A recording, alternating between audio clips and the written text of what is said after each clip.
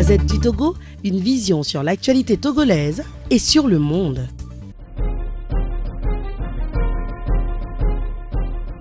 De l'intérêt que vous attachez et que les Togolais attachent au processus qui est en cours depuis le sommet du 31 juillet, le sommet de la CEDEAO.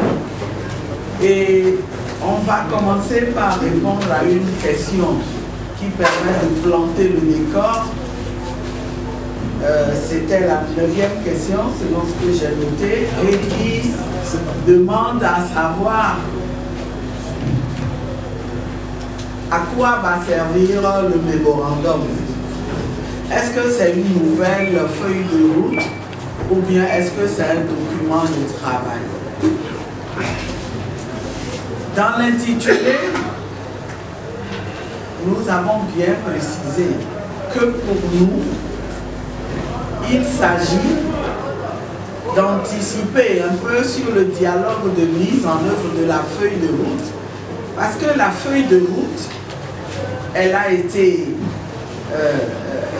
déterminée par le sommet, mais vous remarquerez que le sommet, dans cette feuille de route, le sommet des chefs d'État dit bel et bien que le dialogue doit se poursuivre. Le dialogue doit se poursuivre pour la mise en œuvre de la feuille de route, mais aussi pour la prise en compte des sujets qui jusqu'ici n'avaient pas fait l'objet de discussion. Donc la feuille de route est là, il faut bien qu'on l'applique. Quelles sont les modalités concrètes par lesquelles on va appliquer la feuille de route? C'est de ça que nous devrons discuter. Ça veut dire que théoriquement, avant que tout acte ne soit posé, il faut qu'on en ait discuté et qu'on se soit mis d'accord. Il faut que, par exemple, pour les réformes qu'il faut faire à l'Assemblée nationale, que des discussions aient lieu sur le contenu de ces réformes et que par la suite on envoie ce qui a fait l'objet d'accord à l'Assemblée nationale. Pour anticiper sur cet exercice qui va être fait, nous avons pris sur nous d'envisager point par point. On a pris, vous constaterez que quand Jean qui s'y lisait le document, il vous renvoyait à des numéros. Ce sont des numéros de la feuille de route. Et donc, pour chaque point qui mérite de faire l'objet de discussion, nous avons anticipé en faisant connaître nos propositions concrètes. Et donc, c'est un document de travail. Ce n'est pas une nouvelle feuille de route. Il faut que ce soit clair. Et vous avez voulu savoir une autre question consistait à savoir si nous avons transmis ce document déjà au facilitateur. Oui, c'est un document qui existe en français et en anglais et qui a donc déjà été envoyé aux deux facilitateurs et qui continue d'être diffusé auprès de tous les acteurs qui sont censés intervenir dans la mise en œuvre de la feuille de route. Comment? Il y a une autre question qui consiste à savoir est-ce que les élections, est-ce que nous remettons en cause la date du 20 décembre pour l'organisation des élections? Nous pensons en la matière que ce n'est même pas la peine de développer une polémique sur la question de la date. Notre démarche est très pragmatique. Et nous sommes heureux. Nous sommes heureux en la matière d'avoir entendu la délégation que nous avons rencontrée la dernière fois nous dire que la première réunion du comité de suivi va servir à établir un chronogramme. Sur quelle base le chronogramme va être établi? Pour l'établir, il faudra nécessairement identifier tout ce qu'il y a comme tâches en matière de réforme liée à la tenue des élections, réforme constitutionnelle, réforme du cadre électoral, des institutions qui sont concernées par la tenue des élections et les tâches à proprement parler de préparation des élections. Tout ça là doit être pris en compte dans le chronogramme que nous devons établir.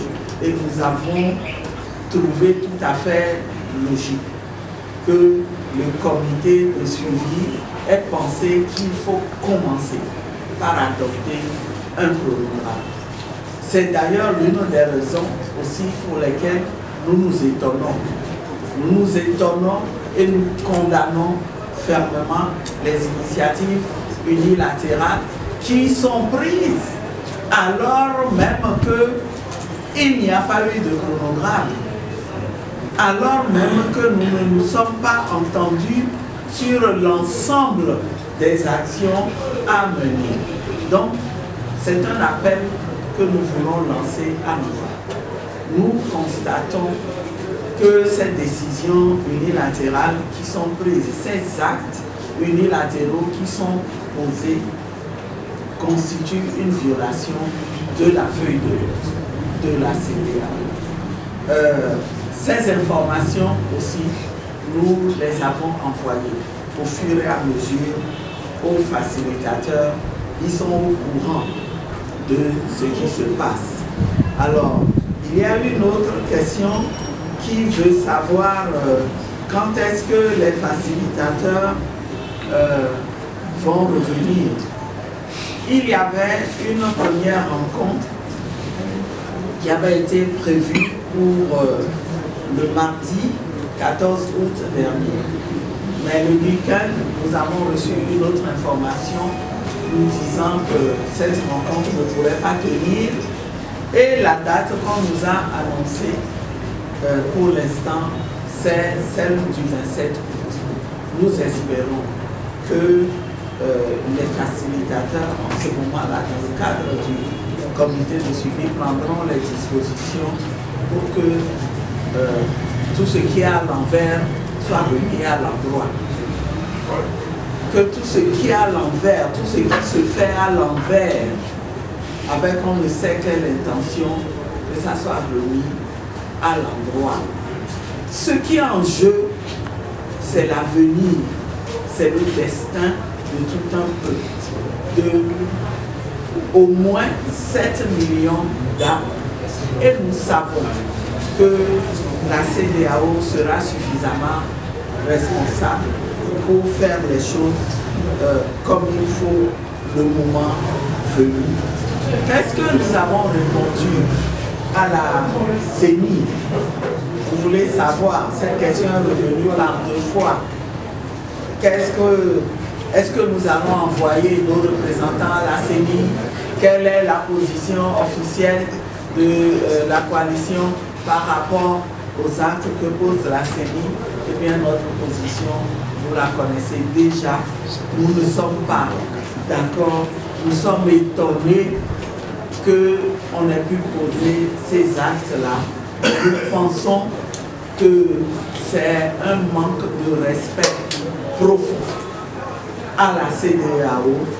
Nous pensons que les acteurs de la classe politique que nous sommes, nous devons nous montrer responsables et nous soumettre au processus qui doit être conduit par la CEDEAO. C'est la CEDEAO qui en a désormais la maîtrise et nous ne pouvons naturellement pas dans ces conditions-là envoyer de nos représentants, comme on nous le demande.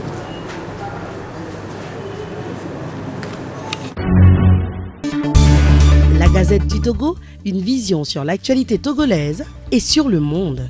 Rejoignez-nous sur le www.lagazettedutogo.com ou sur nos comptes Facebook, Twitter et YouTube. Pour tout contact, écrivez à contact@lagazettedutogo.com ou appelez le 92 80 88 53. La Gazette du Togo, c'est l'information en continu.